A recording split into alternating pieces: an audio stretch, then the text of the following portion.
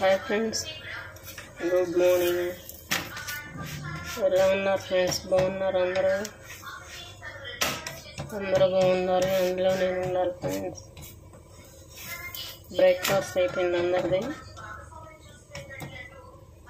నేను ఇప్పుడు రాగి చపాతీ చేస్తున్నాను ఫ్రెండ్స్. రాగి పిండి 2 కప్పులు, గోధుమ పిండి 1 కప్పు, 3 కప్పులు, మొత్తం 3 కప్పులు తీసుకున్నాను. కొంచెం అందులో సాల్ట్, కొంచెం ఆయిల్ వేసి పిండిలో కలిపి 1 గంట సేపు పక్కన పెట్టేసి ఉంచాను.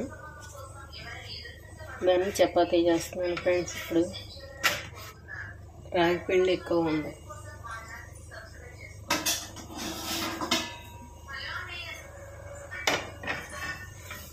ఇది రాగి పిండితో చపాతీ అన్నమాట.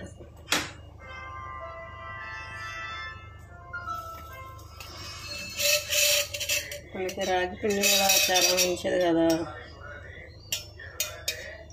అప్పుడప్పుడు ఇలా చపాతీ పిండిలో రాగి పిండి కలుపుకొని చేసుకోవచ్చు ఫ్రెండ్స్.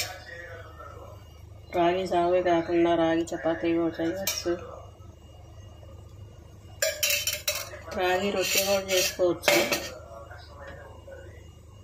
రాగి పిండిలోనే ఉల్లిపాయలు, పచ్చిమిరకాయలు, అల్లం ముక్కలు అన్నీ వేసేసుకొని హాట్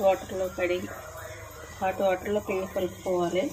రాగి పిండి అది రొట్టెలా చేసుకుంటే బాగుంటుంది. నేను ఒకసారి అప్పుడు మీకు వీడియో కూడా పెట్టాను. రాగి రొట్టెతో బాగుంటుంది. హెల్త్కి చాలా మంచిది రాగి పిండి.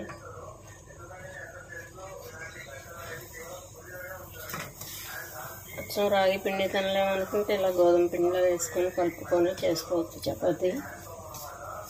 బాగుండిద్ది. మీరు కూడా ఒకసారి ట్రై చేయండి ఫ్రెండ్స్. రాగి పిండిలో కొంచెం గోధుమ పిండి కలిపి చపాతీ చేసుకోండి. దీనిలోకి ఇప్పుడు మామిడికాయ పప్పు, చపాతీలోకి మామిడికాయ పప్పు చేశాను. ఇప్పుడు అదైతే వేసుకుంటాం. చూడండి ఎలా వచ్చిందో రాగి చపాతీ.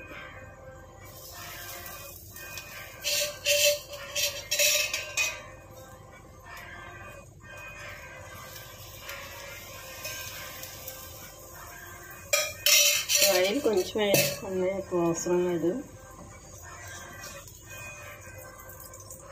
ఎక్కువ ఆయిల్ తినటం కూడా హెల్త్కి మంచిది కాదు, హార్ట్కి మంచిది కాదు కదా ఆయిల్.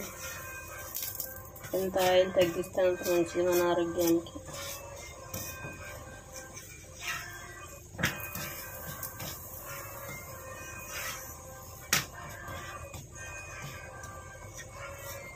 ఓకే మా ఫ్రెండ్స్, మీకు నా వీడియో నచ్చితే లైక్ చేయండి, షేర్ చేయండి, కామెంట్ చేయండి. కొత్త వాళ్ళు అయితే సబ్ చేసుకోండి.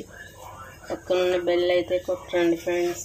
నేను చేసే ప్రతి వీడియో మీకు వస్తుంది, బెల్ అయితే కొడతాయి. ఓకే నా ఫ్రెండ్స్, బాయ్ ఫ్రెండ్స్, బాయ్.